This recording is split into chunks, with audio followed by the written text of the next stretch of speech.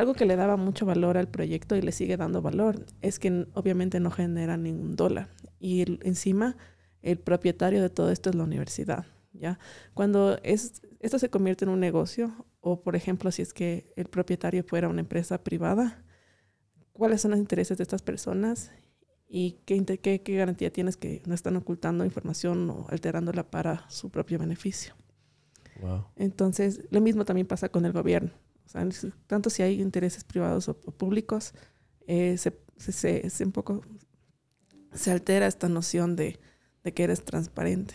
Por eso el proyecto era especial, porque pertenece a la universidad, fue incubado ahí. Y es esta la misión de la universidad, como un actor un poco externo al sector público y privado y con un objetivo netamente humano de generar conocimiento, de educar. Y es eso lo que le daba una posición especial. Pero obviamente sostener esto en el tiempo siempre fue un reto. Y en un principio contamos obviamente con financiamiento de la cooperación alemana, la GIZ, y fue para la primera versión. Pero tú en algún punto quieres seguir creciendo, quieres seguir haciendo cosas más chéveres. Y todo eso implica plata, o sea, no puedes saltarte ese paso. Aunque tengas estudiantes en la tarea de hacer tesis, etcétera, en algún punto hay que buscar cómo remunerar, sobre todo porque el trabajo de administrar este software es un poco complicado, no es una tarea fácil. Entonces, por este motivo, o sea, dentro del proyecto nació la necesidad de aplicar a grants. Entre eso llegamos a prototipos para la humanidad y dijimos, intentemos. Y ya estamos acá. Qué chéverísimo. Solo para darme algunos pasos hacia atrás y ver dónde empieza este camino, que me parece súper interesante. Entiendo que empiezas a estudiar en la Universidad San Francisco en enero del 2018. Sí. Ya. ¿Cuándo fue que primero empezó a entrar la inteligencia artificial a tu vida? Es decir, ¿tú ya tenías noción, tenías conocimiento de que esta industria iba a explotar o no? Cuéntame un poco. No, o sea, no. Esto es algo un poco particular de mi vida. Yo entré a la carrera no con el enfoque de usar inteligencia artificial. Obviamente no era una tendencia en ese momento para nada. Para nada. Mi enfoque era más un poco traer a la mesa el arte, a la tecnología, porque siempre fui una persona muy artística. Y mi papá es una persona muy técnica. Él sí hace desarrollo, etcétera. Pero él siempre necesitaba de mi ayuda y yo no estaba en capacidad de ayudarle porque no entendía el mundo de la programación. Entonces dije, voy a aprender y quizá con eso le puedo ayudar mejor. Y entré a esta carrera, no porque me gustaba, ni porque era la mejor, ni porque sabía más de computadoras que cualquier persona, sino porque tenía una visión mucho mayor, que era el tema de hacer revolucionar la parte artística, estética de las aplicaciones. Pero en todo este proceso me di cuenta que no era lo mío, o sea, no me gustaba. A ver, pero solo para entender, o sea, te consideras una persona, un artista, ¿no es cierto? Ya, y fue un tema de presión, de serle fiel a tu padre, no. ¿Por qué como que conectaste el arte con la, con la tecnología? Nunca fue presión, o sea, más bien es súper extraño que yo decidí tomar mi propio camino y no involucrarme en la empresa de mi papi y terminé en el tema de compra pública, y eso fue porque tuve total libertad.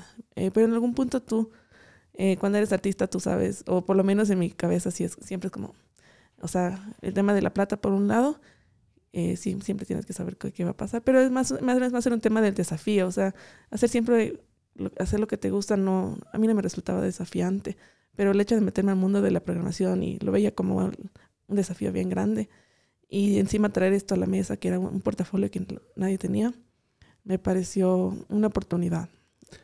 Perfecto. ¿Y qué es lo que empiezas a estudiar en la universidad entonces?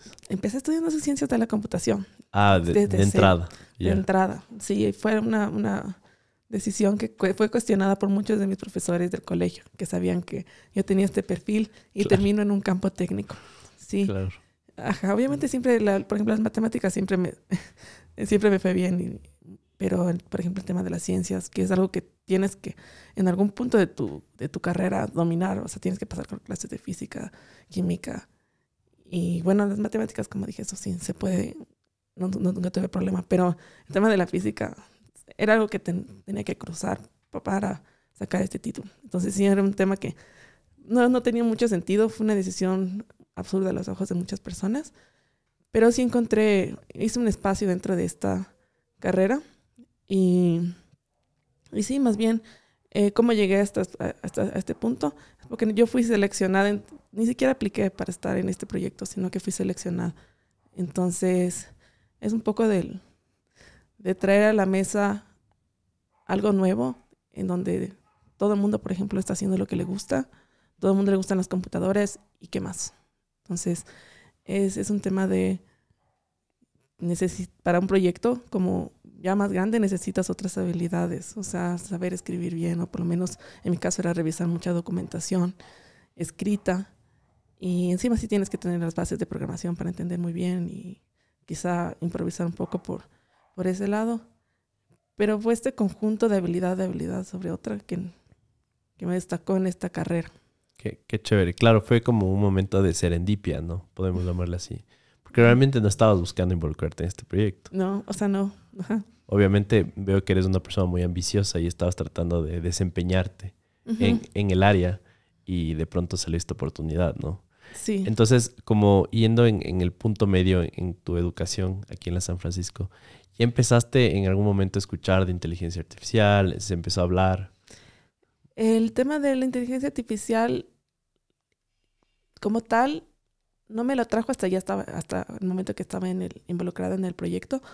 Pero antes de eso hubo un momento en donde, como dije, no me gustó el diseño de frontend y es ahora qué hago.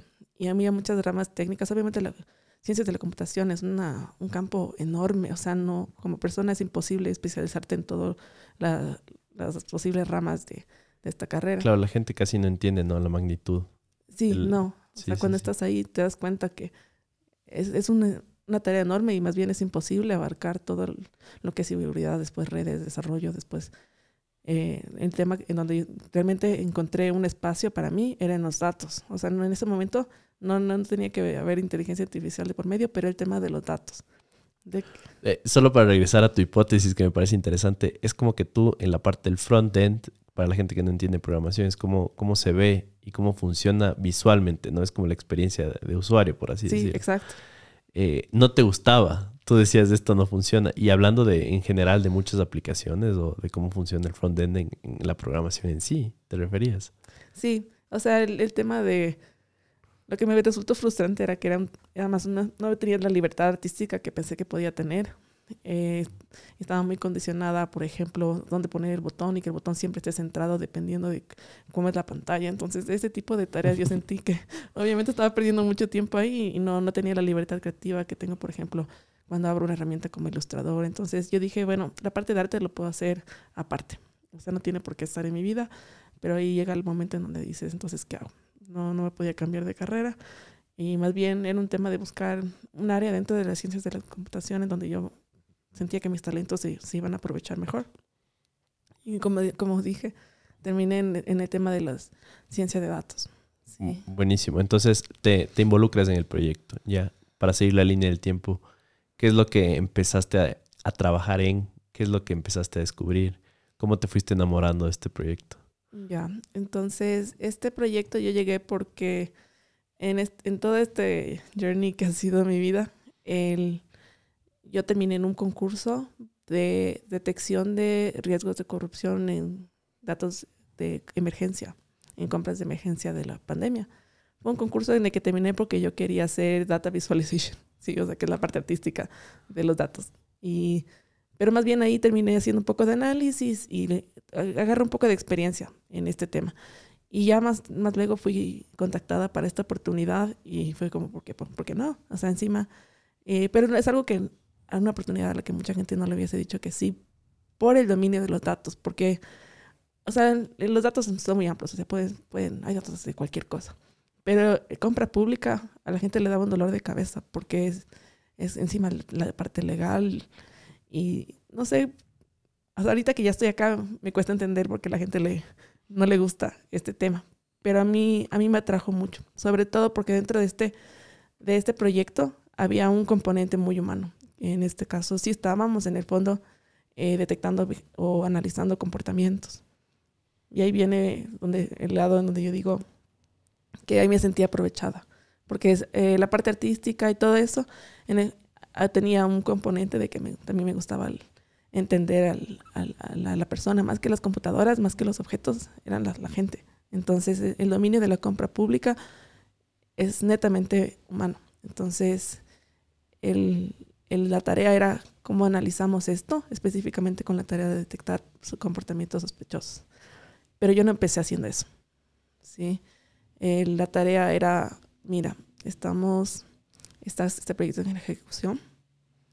La GIZ te da asesorías técnicas, o sea, te elige como contraparte, pero como contraparte no puedes ejecutar el proyecto, sino que contratas a externos. Y mi tarea era revisar la documentación de los externos, revisar que estén en orden los datos, o sea, temas de integridad, consistencia, y darle un poco de seguimiento a ver cómo estaban haciendo las cosas.